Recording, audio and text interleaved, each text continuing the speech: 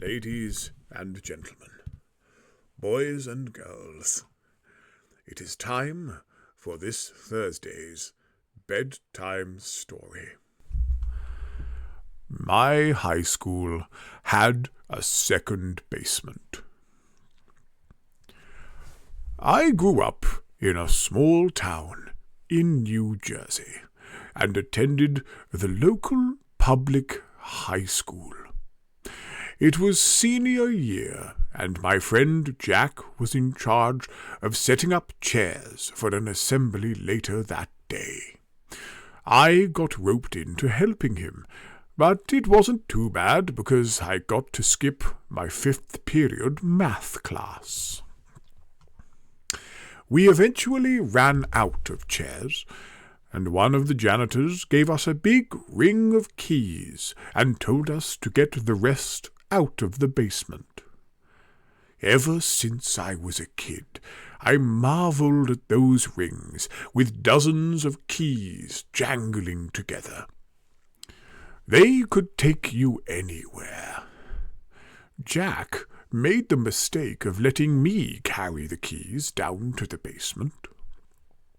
While I was walking over to a stack of chairs, my foot hooked around the leg of a folding table, and I fell flat on my stomach onto the hard concrete, knocking the wind out of me.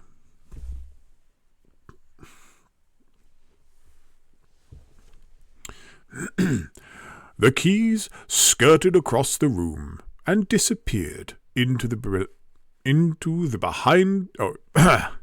The keys skirted across the room and disappeared behind the row of metal folding chairs. "Shit!" I groaned, bringing myself to my knees and hoping I would be able to breathe correctly again soon. "You better find the keys," Jack warned from behind an armful of folding chairs.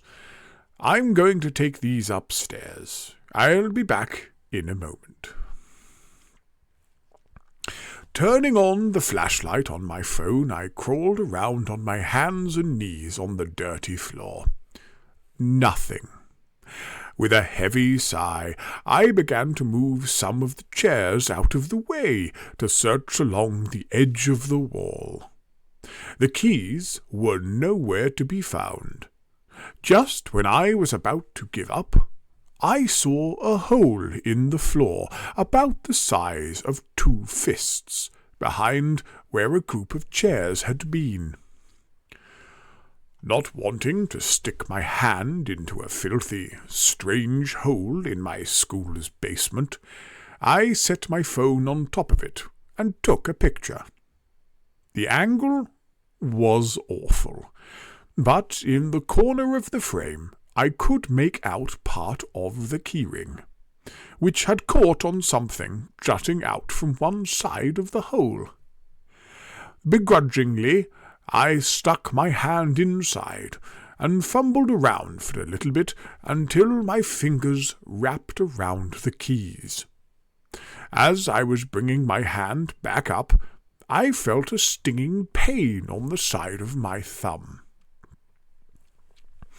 I quickly pulled the keys up and wiped my hand off on my jeans.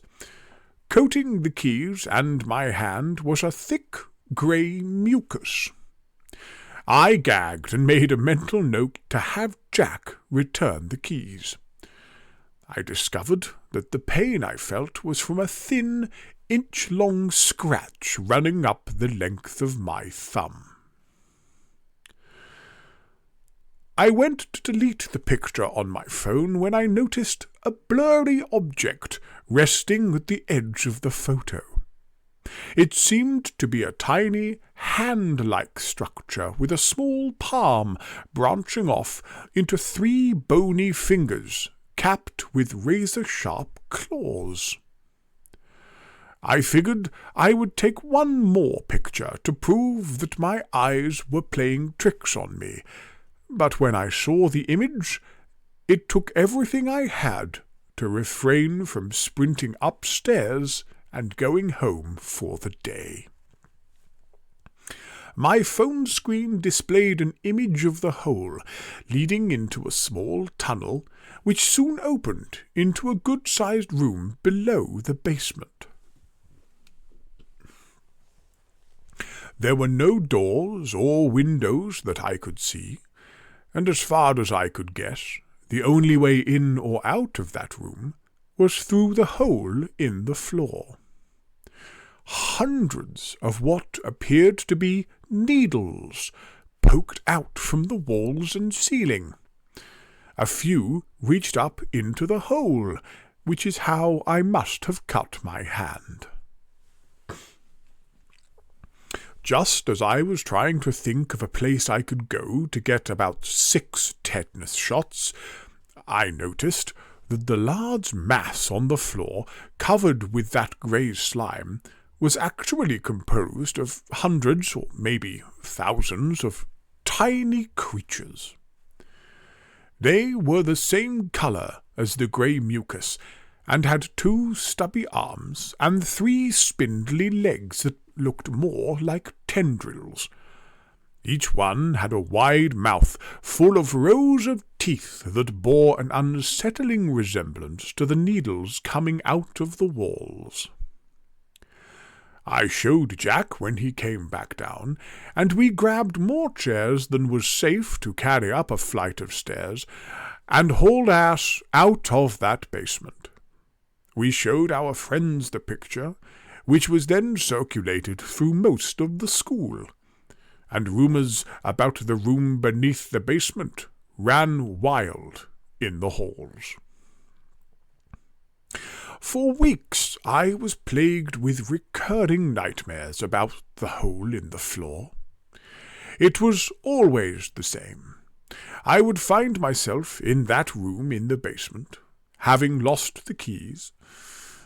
It played out almost exactly the same as it did in real life, except when I reached into the hole for the keyring, my hand was yanked inside. I was laying on the concrete, shoulder deep, into that room beneath the basement, screaming as millions of needle teeth gnashed the flesh on my arm, ripping muscle and skin roughly from the bone. The nightmare was horrifying, but on the nights when it seemed the most real, I often awoke to find small needle marks on my body. I had this dream for months, and it was really starting to get to me. I began to see more holes in various places in the school. The needles in these reached almost to the mouth of the opening, and I didn't look inside. I didn't need to look inside to know that I would find another sea of those writhing monsters within. Graduation couldn't come fast enough. While I was packing for college, I found one of those holes in the wall of my closet. I covered it with a whole roll of duct tape, and nailed a piece of plywood over it, for good measure. I went to college in St. Louis, and moving halfway across the country helped a lot to put my mind at ease. When I visited home during Christmas break my freshman year, the hole in my closet had been plastered shut and painted over, leading me to believe that it was just a normal hole that my frightened mind had convinced me was something more. I live in St. Louis now, and I have been adjusting to life in the real world pretty well. I just got a job, and I really enjoy... I just got a job I really enjoy, and seem to be succeeding at. And I'm planning on proposing to my girlfriend soon. I had chalked up the holes to stress and paranoia. I have had several new phones since then, and I haven't been able to find that picture again. Maybe my mind had exaggerated the whole thing. I was comfortable, believing that the whole ordeal could be explained by nightmares and anxiety. But when I was walking downtown today, I passed through an alley on my way home from a restaurant. There was something peeking out from behind a dumpster. It was a hole leaking grey mucus, big enough for me to crawl into. The hole, on the side of an abandoned building in the older part of the city, went down into the ground. Long, shiny needles peeked out from inside and shone in the moonlight.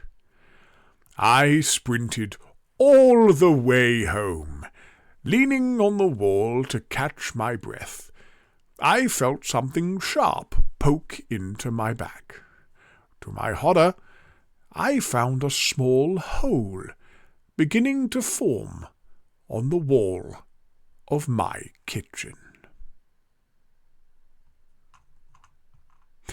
Well,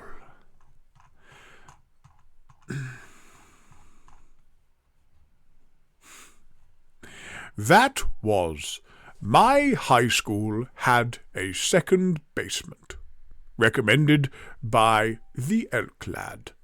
Author currently unknown. And that concludes... Oh, please. And that concludes our broadcast for this evening. I hope you have enjoyed all our little shenanigans tonight. And until next time, sleep tight and try not to worry about the holes in the wall underneath your bed. Good night.